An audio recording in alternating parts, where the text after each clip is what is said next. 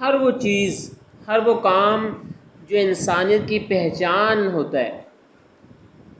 ان سب سے وہ منہ موڑ چکے تھے۔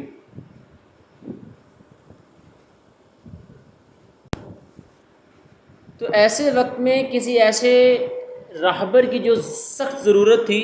جو انہیں انسانیت کا سبق دے سکے، انسانیت کا درس دے سکے، اور ان کو بھولا ہوا سبق جو ہے وہ یاد دلا سکے، تو اللہ نے اپنا حبیب بھیج کر جو ہے یہ حجت پوری کر دی۔ وہ شعر ہے نا، موت سے کس کو مفر ہے مگر انسانوں کو، موت سے کس کو مفر ہے مگر انسانوں کو، پہلے جینے کا کرینہ تو سکھایا جائے۔ دوسرے مصرعے میں جو شاعر کیا کہہ رہے ہیں کہ اللہ کا جو محبوب حبیب ہے اس نے اپنے اخلاق کے ذریعے لوگوں کے اندر جو بے چینی اور بے یقینی کی فضا قائم تھی اس کو جو ہے وہ ختم کیا، اور لوگوں کی جان، مال اور عزت آبرو ایک دوسرے پر حرام قرار دے دی، اور ایک دوسرے سے محبت کرنے والا بنا دیا۔ یعنی کہ اللہ کے رسول نے آ کر نفرتوں کو ختم کیا اور محبت کا پیغام جو ہے وہ عام کر دیا۔ تو اللہ کے رسول کے آنے سے جو ہے وہ انسان کو انسانیت کی پہچان ملی۔ اللہ کے رسول نے باقاعدہ اپنے کردار سے، اپنے عمل سے اور اپنے اطوار سے جو ہے اس بات کو ثابت کر کے دکھایا۔ وہ کیا خوب شعر ہے، وہ دنائے سبل ختم الرسل مولائے کل جس نے، وہ دنائے سبل ختم الرسل مولائے کل جس نے، غبار رہ کو بخشا فروغ وادی سینا۔ شعر نمبر 5 کی طرف آتے ہیں۔ بجھے گا نہ جس کا چراغ محبت، بجھے گا نہ جس کا چراغ محبت، وہ پیغمبر ذی وقار آ گیا ہے۔ اس شعر میں جو ہے شاعر یہ کہنا چاہ رہے ہیں کہ اللہ کے رسول نے جو محبت کا دیپ جلایا، جو انسان کو انسانیت کا درس دیا، وہ قیامت تک کبھی ختم نہیں ہوگا۔ یعنی کہ اللہ کے رسول کا جو نام ہے وہ جب تک یہ دنیا باقی ہے، بلکہ اس دنیا سے بعد، اس دنیا کے ختم ہونے کے بعد بھی باقی رہے گا، کیونکہ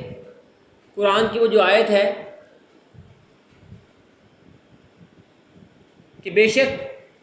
اے محمد ہم نے آپ کو سراج منیر یعنی کہ روشن چراغ بنا کر بھیجا ہے۔ یعنی کہ اللہ کے رسول جو ہے وہ جہالت کے اندھیروں میں ایک روشنی کی کرن بن کے ابھرے،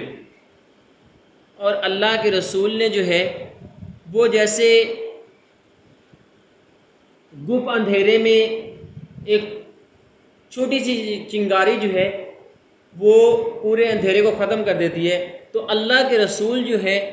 وہ روشنی ثابت ہوئے جن کے آنے سے جو ہے وہ ظلمت کدے جو ہے وہ روشنیوں میں بدل گئے۔ قرآن میں بھی اللہ فرماتا ہے کہ انا اعطیناک الکوثر، کہ ہم نے آپ کو خیر کثیر عطا کیا، فصلی لربک وانحر، بس نماز پڑھیے اور اپنے رب کا ذکر کریے، انا شانئک هو الابتر، بے شک آپ کا دشمن جو ہے وہ ختم ہو جانے والا ہے۔ تو یعنی کہ اس شعر میں شاعر یہ کہہ رہے ہیں کہ اللہ کے رسول کی جو تعلیمات ہیں، اللہ کے رسول کے جو آپ نے لوگوں کو دی، وہ قیامت تک آپ کی ایک ایک تعلیم، آپ کی ایک ایک ادا، آپ کی ایک ایک جو ہے وہ بات جو ہے وہ قیامت تک رہے گی، قیامت کی صبح تک باقی رہے گی۔ یعنی کہ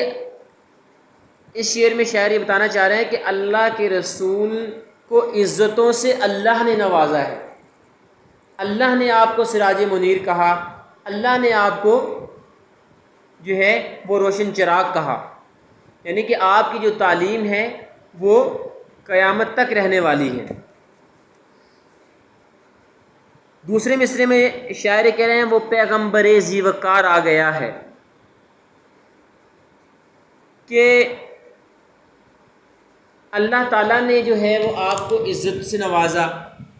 بلکہ اللہ تعالیٰ نے قرآن میں خود فرمایا کہ ہم نے انسانوں میں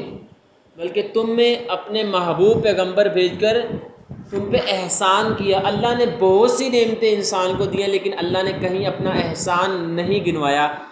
لیکن جہاں پہ اللہ کے رسول کی بات آئی وہاں پہ اللہ نے فرمایا کہ ہم نے تم پہ احسان کیا کہ تم پہ اپنا حبیب بھیجا۔ اصل میں شاعر کہنا یہی چاہ رہے ہیں کہ اللہ کے رسول کی شان جو ہے وہ جیسی آج سے 1400 سال پہلے تھی، بلکہ جیسی آپ یہ کہیں کہ اس دنیا کے وجود سے پہلے تھی، اس دنیا کے ختم ہونے کے بعد بھی آپ کی جو شان میں رتی برابر فرق نہیں آئے گا۔ کفار بھی یہ کہا کرتے تھے جب اللہ کے رسول کے بیٹے کی وفات ہوئی تو یہ کہا کرتے تھے کہ تمہارا دین کیسے زندہ رہے گا، تمہاری تو نسل نہیں چلے گی۔ تو شاید اس شعر میں یہی کہنا چاہ رہے ہیں، کیونکہ اللہ نے بھی قرآن میں یہی کہا ہے، تو شاعر بھی یہ بتانا چاہ رہے ہیں کہ اللہ کے رسول کی تعلیمات ہیں وہ کبھی ختم ہونے والی نہیں ہیں۔ اللہ نے اپنے ساتھ ساتھ آپ کا ذکر بھی جو ہے نا وَرَفَعْنَا لَكَ ذِكْرَكَ، اور بے شک ہم نے آپ کے ذکر کو بلند کر دیا۔ تو جسے اللہ بلندی عطا کرے، جسے اللہ عظمتیں عطا کرے، جسے اللہ جو ہے وہ اپنا محبوب بنائے، تو کوئی اس کا جو ہے وہ نام کیسے مٹا سکتا ہے، اس کی تعلیمات کیسے مٹا سکتا ہے۔ تو شاعر اصل میں یہی کہنا چاہ رہے ہیں اس شعر میں کہ جب اللہ کے رسول کی تعلیمات جو ہیں وہ قیامت تک کے لیے جو ہیں وہ روشن چراغ ہیں، ہدایت کا ذریعے ہیں، تو کیوں نہ ہم سب جو ہیں اللہ کے رسول کے دامن سے جڑ جائیں، ٹھیک ہے نا۔ اور اللہ کے رسول کے دامن سے جڑنے میں ہی جو ہے نا وہ انسانیت کی بھلائی ہے، اور اس سے جڑ کے ہی ہم جو ہے وہ اللہ کی نظر میں عزت اور وقار پا سکتے ہیں۔ اللہ کے رسول کے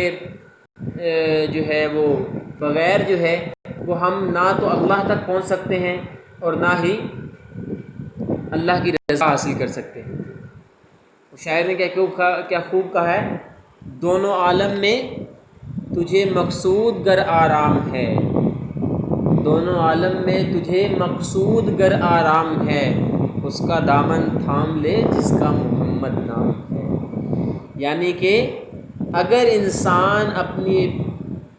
فلاح چاہتا ہے، اپنی بہتری چاہتا ہے اور سرخرو ہونا چاہتا ہے دنیا میں بھی اور آخرت میں بھی،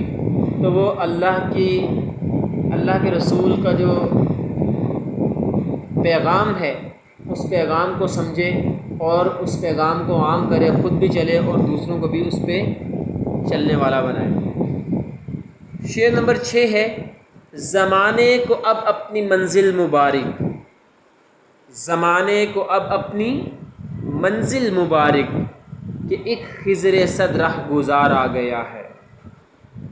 خضر ہوتا ہے یہ ایک پیغمبر تھے جو کہ خضر سے مراد ہے رہنمائی کرنے والا، تو یہاں پہ شاعر نے آپ صلی اللہ علیہ وسلم کے لیے جو ہے خضر کا جو لفظ استعمال کیا ہے، شاعر اصل میں یہ بتانا یہ چاہا ہے کہ اللہ کے رسول جو ہے ان کا رتبہ خضر علیہ السلام سے بھی کہیں زیادہ بلند ہے۔ کیوں؟ کیونکہ آپ اللہ کے محبوب ترین نبی ہیں۔ اس شعر میں شاعر یہ کہنا چاہ رہا ہے کہ زمانے والوں کو جو ہے وہ خوشخبری دے رہا ہے کہ اے جہالت میں ڈوبے ہوئے لوگوں، اے غفلت کے مارے لوگوں، اے دکھوں اور پریشانیوں اور مصیبتوں میں گھرے ہوئے لوگوں، اب جو ہے تمہیں گھبرانے کی ضرورت نہیں ہے، تمہیں مبارک ہو کہ اللہ نے اپنا سب سے محبوب ترین حبیب جو ہے تمہاری رہنمائی کے لیے جو ہے وہ بھیج دیا ہے۔ یعنی کہ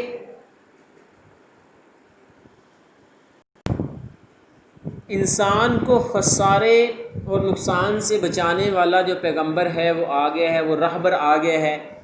یعنی کہ وہ حبیب آ گیا ہے جو کہ ان کا تعلق جو ہے وہ اللہ سے جوڑے گا، انہیں انسانیت کا درس دے گا، انہیں زندگی گزارنے کا سلیقہ سکھائے گا۔ اصل میں شاعر جو ہیں وہ یہ بتانا یہی چاہ رہے ہیں کہ اللہ کے رسول جو ہیں ان کی جو ذات ہے وہ حضرت خضر علیہ السلام سے بہت بلند ہے، کیونکہ آپ جو ہیں وہ تمام انبیاء کے جو ہیں سردار مانے گئے، اور آپ صلی اللہ علیہ وسلم جو ہیں اللہ کے سب سے محبوب ترین حبیب ہیں، اور آپ صلی اللہ علیہ وسلم نے اپنی امت کا جتنا غم کھایا وہ کسی بھی نبی نے نہیں کھایا۔ تو اس لیے شاعر زمانے کے لوگوں کو مبارکباد دے رہا ہے، اور دکھ میں گھرے ہوئے لوگ جو ہیں، جو مصیبتوں میں پریشانیوں میں گھرے ہوئے لوگ ہیں، ٹھیک ہے نا، جو زندگی کا مطلب سمجھنے سے قاصر ہیں، ان کو مبارکباد دے رہا ہے کہ اب تم لوگوں کو پریشان ہونے کی ضرورت قطعاً نہیں ہے۔ کیوں؟ کیونکہ اللہ نے تم میں اپنا محبوب اور کامل جو ہے وہ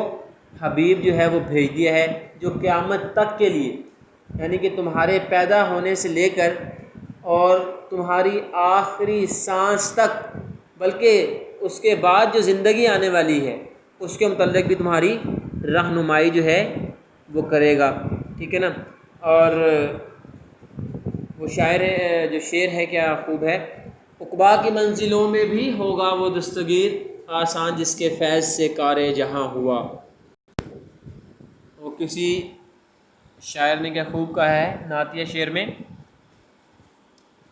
کیا خبر کیا سزا مجھ کو ملتی، کیا خبر کیا سزا مجھ کو ملتی، میرے آقا نے عزت بچا لی، فرد عصیاں میری مجھ سے لے کر کالی کملی میں اپنی چھپا لی۔ یقیناً اللہ کے رسول جو ہیں وہ کل قیامت کے دن ہم جیسے گناہ گار لوگوں کے جو ہیں وہ شفیع بنیں گے، ٹھیک ہے نا، لیکن اس کے لیے شرط یہی ہے کہ جس طرح ہو سکے، جتنا ہو سکے جو ہے وہ ہم اپنی زندگیوں کو ان کے مطابق ڈھالیں، ٹھیک ہے۔ اور آج کا لیکچر جو ہے یہیں پہ ختم کرتے ہیں۔